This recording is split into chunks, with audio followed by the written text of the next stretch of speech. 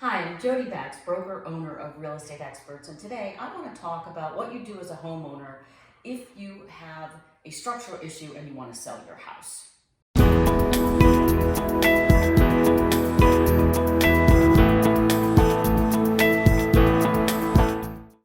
So if you do have a structural issue, the question is, when did you find it? So let's say you found it during a pre-sale inspection. Either you go ahead and you take care and fix it, or you don't fix it and you price it out and you disclose it. In North Carolina, we have a property disclosure form, and something that is structural in nature really is what we call a material fact, and it needs to be disclosed.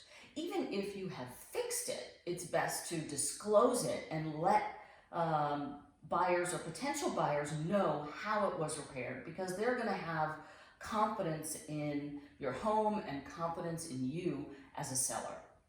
I recently had a situation where we went and put a property under contract, and it was after the seller accepted the offer that they then disclosed that there were a significant number of structural issues on the home, and that should have been disclosed up front.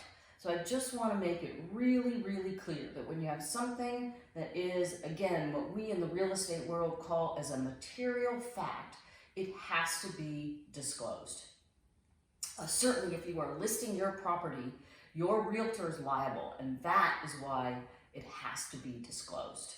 And if you have any questions about something like this, of this nature, please don't hesitate to reach out to us at Real Estate Experts, because we would be more than happy to help. And thank you for watching today.